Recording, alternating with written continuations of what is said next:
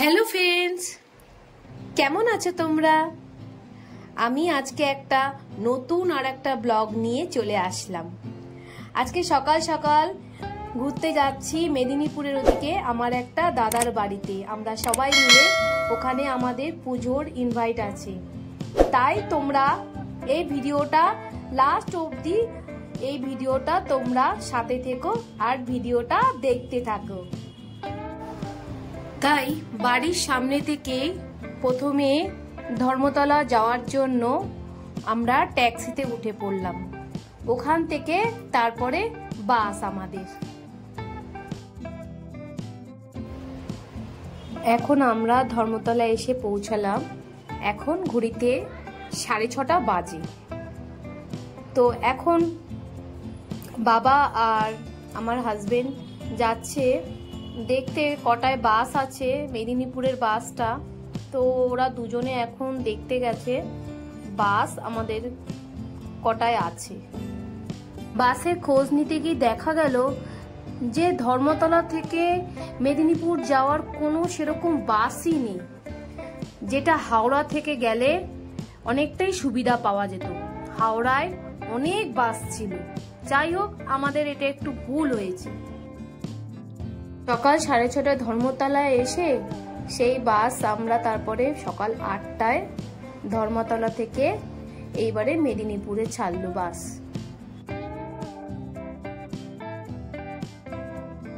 সকাল সকাল বেশ ভালোই লাগছে দিনটা, কিন্তু যা গরম পড়েছে।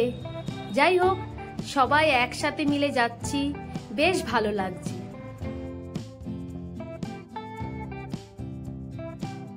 একেই যা গরম, তার মধ্যে বাসটা যা আস্তে আস্তে যাচ্ছে তা বলার মতন নয়।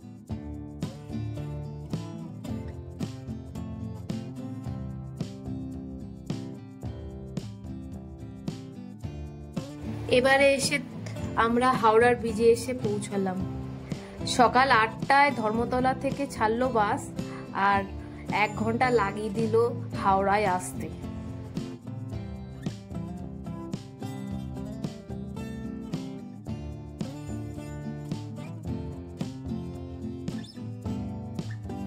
বাইরের প্রকৃতিটা দেখো কত সুন্দর লাগছে, খুব ভালো লাগছে, যেন চোখ জুড়িয়ে যাচ্ছে দেখে।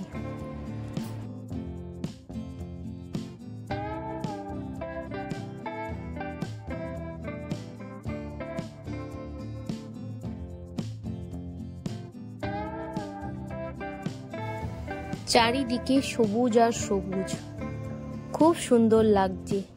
সকালবেলাটা এত সুন্দর লাগছে, খুব ভালো লাগছে দিনটা।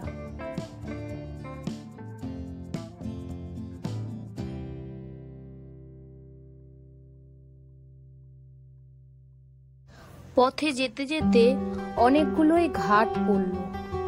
সব ঘাটের নাম তো আমি জানি না, কিন্তু খুব সুন্দর লাগছে। দেখো, ঘাটটা খুব ভালো লাগছে।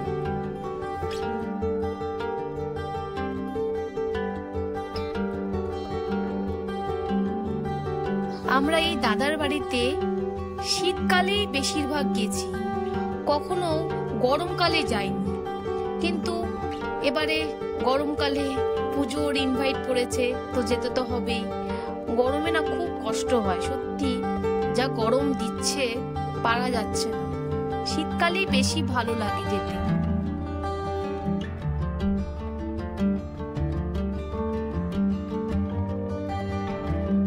যাই হোক, আমরা চলে এসেছি মেদিনীপুরে। মেদিনীপুরের এটা জায়গাটার নাম হচ্ছে প্রতাপদিঘি জেলা। আমরা চলে এসেছি প্রতাপদিঘি জেলা। এইখানে আমাদের বাস আমাদের এখন নামিয়ে দিল।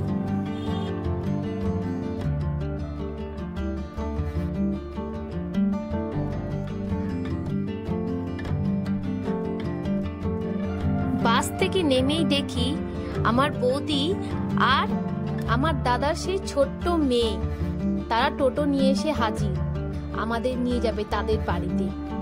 টোটোয় উঠে পড়লাম আমরা সবাই। খুব ভালো লাগছে, চারিদিকটা খুব সুন্দর লাগছে। প্রতাপদিঘি থেকে দাদার গ্রামটা আরেকটু ভেতরে, টোটোয় করে যেতে 10 মিনিট লাগে। গ্রামটির নাম হচ্ছে বাঘমারিপুর। সকাল থেকে সত্যি আমরা কিচ্ছু খেতে পারিনি, এত খিদে পেয়েছে। এখন কি করব, বাস তো কোথাও দাঁড়ালো যে একটু কোথাও দাঁড়িয়ে যে কিছু খাবো। সঙ্গে করে একটু চিপস টিপ নিয়ে গেছিলাম, ওটাই যা একটু খেতে পেরেছি। যাই হোক, একেবারে দাদার বাড়িতে গিয়েই খাবো। চারিদিকটা এত ভালো লাগছে, দেখো চারিদিকটা সবুজে সবুজ, এত ভালো লাগছে, চোখ জুড়িয়ে যাচ্ছে। আমরা শহরের মানুষ, আর এত সবুজ কোথায় দেখি বলো? এখানে গ্রামে আসতে এর জন্যই ভালো লাগে, চারিদিকটা এত সুন্দর, খুব ভালো লাগছে সত্যি। বাড়িগুলো এত সুন্দর লাগছে, মাটির বাড়ি, মাটির যে গন্ধ সেটা পুরো আলাদা। আমার হাজবেন্ড আমার বিয়ের পর এই নিয়ে এই দাদার বাড়িতে দ্বিতীয়বার আসলো। একবার শীতে আসছিল আর এই গরমে। সে আসতে চাইছিল না এই গরমে, যাই হোক তার গ্রাম খুব ভালো লাগে বলে তাই সে আসতে রাজি হয়ে গেল। আমি যখন বিয়ের আগে এসেছিলাম তখন এই রাস্তাগুলো মাটির ছিল, এখন এই রাস্তাগুলো ঢালাই করে দিয়েছে। খুব ভালো লাগছে, দুপাশে সবুজ, কলা গাছ, পুকুর ঘাট, আর মাঝখান দিয়ে ছোট্ট এই ঢালাই করা রাস্তা চলে গেছে। খুব সুন্দর লাগছে চারিদিকটা, খুব ভালো লাগছে। অবশেষে আমরা দাদার বাড়ি এবারে পৌঁছে গেলাম। দেখো বাড়ির সামনে কি সুন্দর করে প্যান্ডেল করেছে। আসলে দাদা নতুন বাড়ি করেছে তো, তাই আমাদের সবাইকে ইনভাইট করেছে। আর বাড়িতে 2 দিন ধরে পুজো হবে।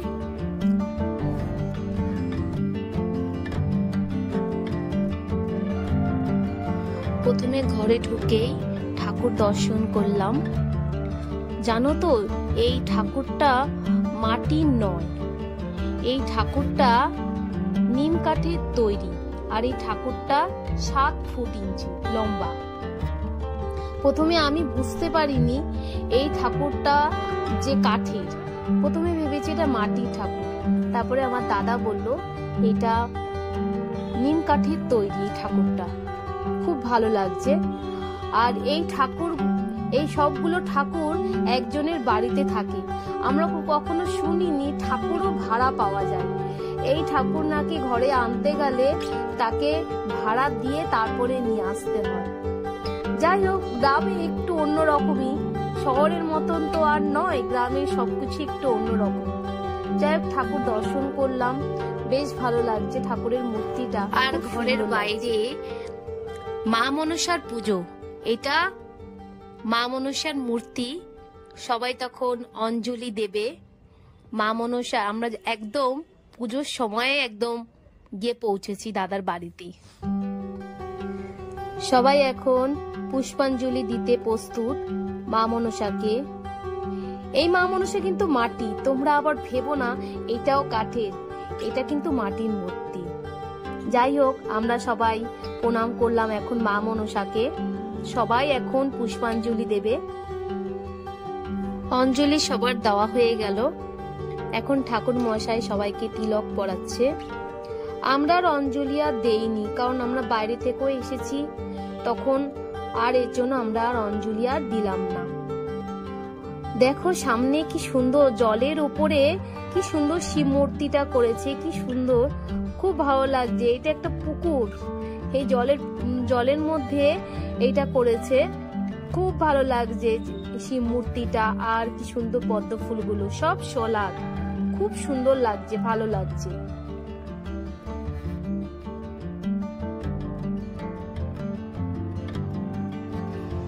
এই হলো দাদার ঘর। দাদার 2টো ঘর আর একটা ডাইনিং রুম। এখনো পুরোপুরি কমপ্লিট হয়নি, এখনো রং বাকি। আর এমনি বাদ বাকি মোটামুটি সব হয়েই গেছে। ঘরগুলো বেশ সুন্দরই করেছে। তোমরা যারা যারা আমাকে সাপোর্ট করো ফ্রেন্ডস, তাদেরকে অনেক অনেক ধন্যবাদ। তোমরা আমাকে এইভাবেই সাপোর্ট করো। আর যারা নতুন আমার ভিডিও এখন দেখছো, প্লিজ তোমাদেরকে একটু বলছি, তোমরা আমার চ্যানেলটাকে একটু সাবস্ক্রাইব করে নাও। তাহলে আমি নতুন ভিডিও আপলোড করলেই তার নোটিফিকেশন তোমাদের কাছে যেন আগে চলে যায়। প্লিজ।